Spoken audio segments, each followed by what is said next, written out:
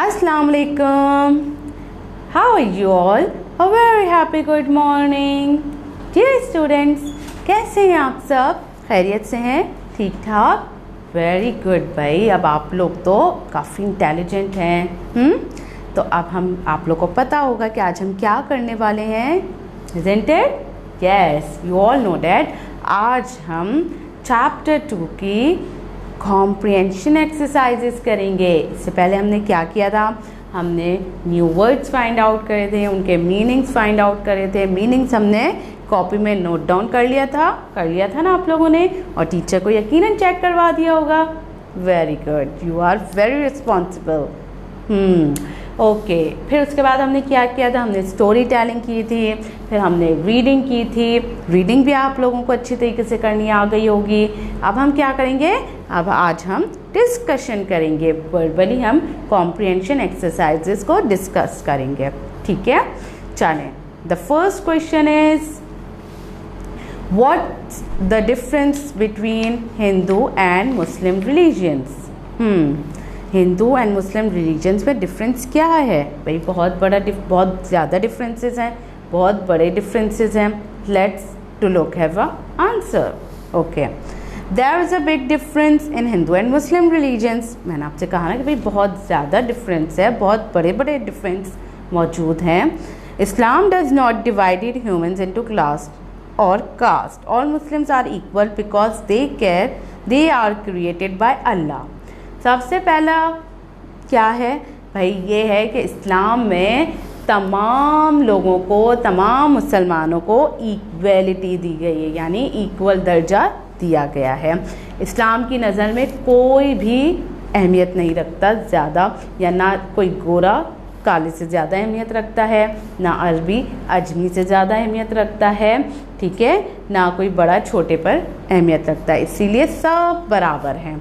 हाँ, सबके हुकूक अलग अलग हैं, मगर सब बराबर हैं. छोटे और बड़े के अलग हुकूक हैं. एग्जैक्टली. तो इसीलिए मगर सब को इस्लाम में एक अलग दर्जा दिया गया है. ठीक है.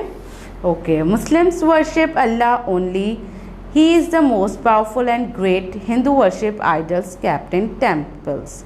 भाई मुसलमान क्या करते हैं? सिर्फ अल्लाह की बात करते हैं. उनका ईमान है कि उन्हें किसने पैदा किया? अल्लाह ताला ने पैदा किया. इसीलिए वो अल्लाह ताला की इबादत करते हैं और हमेशा से अल्लाह ताला के सिवा किसी को शरीक नहीं ठहराते. ठीक है. और उन्हें पता है कि इस कायनात को किसने पैदा किया है? अल्लाह ताला ने. और अल्लाह ताला ही सबसे ज़्यादा पावरफुल है. और हिंदूज़ क्या करते हैं? हिंदूज़ जो है वो आइडल की वर्शिप करते हैं, यानी बुतों की पूजा करते हैं. और जो कहाँ पर होते हैं? टेम्पल्स में होते हैं. और हैरत की बात है कि वो उनकी पूजा करते. क्यों? क्योंकि उनको तो उन्होंने खुद बनाया हुआ होता है. भाई हमें तो अल्लाह ताला ने पैदा किया है. तो बस ये बहुत बड़ा डिफरेंस है हिंदू एंड मुस्लिम्स में. Brahmins and Kshatriyas were the high class and they had gold, land, power in the society. The other two castes were slave and served the high caste. भाई ब्राह्मण्स एंड क्षत्रियाज यानी कि हिंदू सिस्टम में लोअर और high class में divide हुआ है. ठीक है. ब्राह्मण्स और क्षत्रियाज जो होते हैं वो हाई क्लास में होते हैं. उनके हाथों में तमाम प्रॉपर्टीज़ होती हैं, तमाम लैंड, सारी पावर जो है वो किसके हाथ में होती है? ब्राह्मण्स एंड क्षत्रियाज के उसमें सब कुछ, हर एक पर वो सिर्फ वो हुक्मरानी कर रहे होते हैं. और जो लोअर क्लास होती है वो सिर्फ उनके ग़ुलाम बनकर रह रहे होते हैं. ठीक है. Muslims believe in equality of humans. No one is superior, only Allah alone. भाई मुसलमानों का क्या अकीदा है? वो हमेशा इक्वालिटी पे अपना यकीन रखते हैं, क्योंकि अल्लाह ताला ने उन्हें बता दिया है कि हर मुसलमान, हर ह्यूमन जो है वो इक्वल राइट रखता है, सब बराबर हैं. ठीक है. Allah is no one is superior. कोई भी ताकतवर नहीं है सिवाय अल्लाह के. ठीक है. Slaves and maids are also respected and Islam. भाई अल्लाह ताला ने तो ग़ुलामों के भी हुकूक रखे हैं. ठीक है. इस्लाम में बता दिए गए हैं. उनका भी कुछ दर्जा है जो अल्लाह ताला ने, हमारे नबी सल्लल्लाहु अलैहि वसल्लम ने हमें बताया है. ठीक है. Bilal was a slave, the first Muslim who gave अजान फ्रॉम मस्जिद नबवी। आपको पता है हज़रत बिलाल भी एक बहुत बड़े यानी कि ग़ुलाम थे उन, और जो वो कौन थे, वो बहुत बड़े मुअज्जिन थे मस्जिद नबवी के। उन्हें भी हुज़ूर सल्लल्लाहु अलैहि वसल्लम ने आज़ाद करवाया था, ग़ुलामी से आज़ाद करवाया था, और उन्हें वो तमाम हुकूक दिए थे जो हर मुसलमान को इस्लाम ने दिए हैं। ठीक है। Hindu ruler collected gold money in the temples and places, but Muslim gave zakat to keep balance of money in the society. Hindu rulers जो हैं वो कलेक्ट क्या करते हैं, गोल्ड, डायमंड्स, कॉइन्स सब इकट्ठा करके जमा करते रहते हैं, मगर मुसलमानों का क्या है, मुसलमान जो है वो ज़कात पे करते हैं ताकि ह्यूमैनिटी कायम रहे, गरीब भी अमीरों की तरह लाइफ यानी ज़िंदगी गुजार सके, उन्हें भी बेसिक नीड्स मिल सके। ठीक है। Okay, education is for every man, Muslim man and woman, but in Hindu's religion only the high caste can educate them. मुसलमानों में क्या होता है कि एजुकेशन सबके लिए नेसेसरी होती है, सबके लिए ज़रूरी होती है, मगर हिंदूज़ में क्या होता है कि सिर्फ हाई लेवल के लोग एजुकेट होते हैं और बाकी कोई एजुकेट नहीं होता, लोअर कास्ट को बिल्कुल वो साइड में कर देते हैं। ठीक है। Now question number 2, what are the some of the ways that Brahmins and Kshatriyas as used to control the local people? किस किस तरीके से वो लोकल पीपल को ब्राह्मण्स और क्षत्रियास जो हैं वो सर्व करते, यानी कि उन पर किस तरीके से रूल ओवर करते थे। The answer is Brahmins and Kshatriyas has kept the power in their hands by keeping the land, money, gold for them. यानी कि वो तमाम पावर अपने हाथ में रखते थे, चाहे वो प्रॉपर्टी के हिसाब से हो, लैंड के हिसाब से हो, और जो है गोल्ड वगैरह जो भी होती थी वो सब ब्राह्मण्स एंड क्षत्रियास के पास होती थी।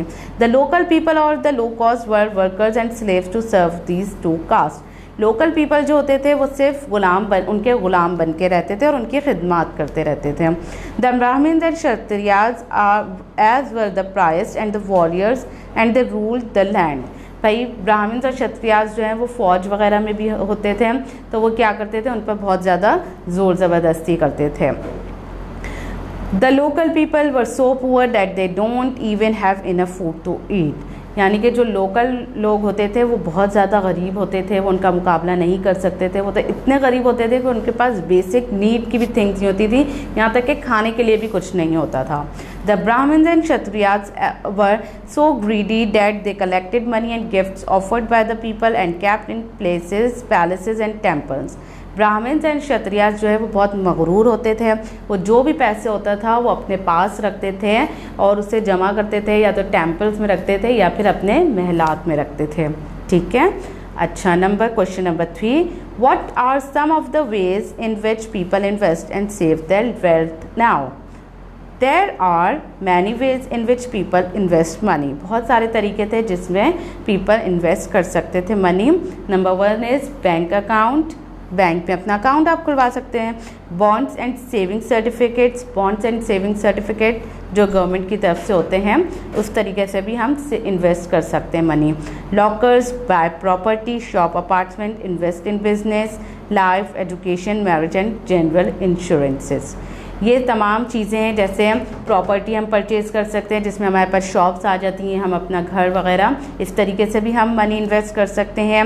हम बिज़नेस में इन्वेस्ट करते हैं, एजुकेशन में इन्वेस्ट करते हैं, मैरिज और जनरल इंश्योरेंस वगैरह में हम अपने मनी जो है वो इन्वेस्ट कर सकते हैं।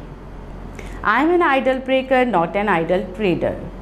What does this statement tell you about Mahmud? Mahmud Ghaznavi ने क्या कहा था कि मैं बुतों को तोड़ने वाला हूँ, ना कि बुतों का सौदा करने वाला हूँ। मैं बुतों का सौदा नहीं कर सकता। ये बात महमूद गजनवी ने कही थी। और इस स्टेटमेंट से आप लोग क्या सोचते हैं कि महमूद गजनवी किस तरह के इंसान थे? Mahmud Ghaznavi was a true leader, बहुत सच्चे हुक्मरान थे। His aim was to free the local people of India. वो क्या चाहते थे कि वो लोकल पीपल को उनकी ग़ुलामी से आज़ाद करवाए ब्राह्मण्स और क्षत्रियास की। He fought bravely with Brahmins and Kshatriyas as for freedom. उन्होंने क्या किया था, उनके खिलाफ जिहाद किया था। Whatever he collected he build schools, library, hospital, universities for the local people. जो कुछ भी उन्होंने उनसे जिहाद के बाद जो चीज़ें उन्होंने ली थी अपने कब्ज़े में, उनको उन्होंने सेल आउट करके लोगों की लाइफ को बेहतर बनाने के लिए उसे इन्वेस्ट कर दिया था।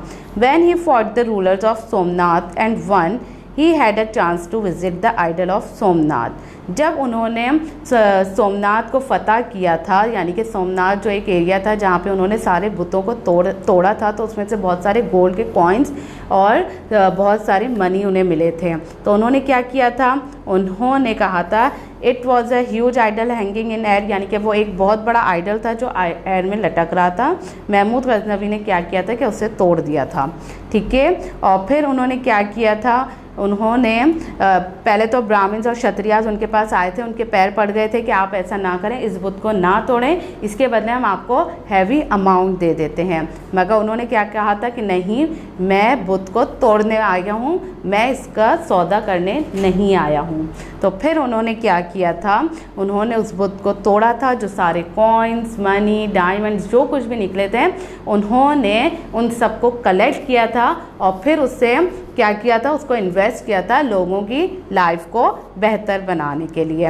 He was not a greedy dishonest leader who traded his honesty.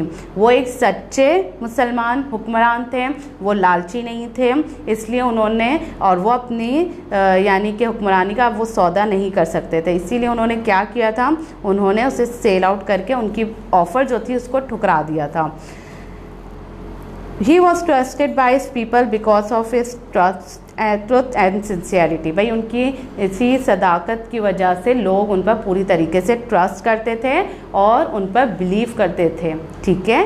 तो प्यारे बच्चों, आज हमने क्या डिस्कस किया है, क्वेश्चन आंसर हमने डिस्कस किए हैं। अब आपने क्या करना है, इन क्वेश्चन आंसर को ब्रीफली अच्छे से रीड कर लेना है, ठीक है, और अपनी टीचर के साथ आप डिस्कस करेंगे। प्यारे बच्चों, अपना बहुत ख्याल रखिएगा। अल्लाह हाफिज़।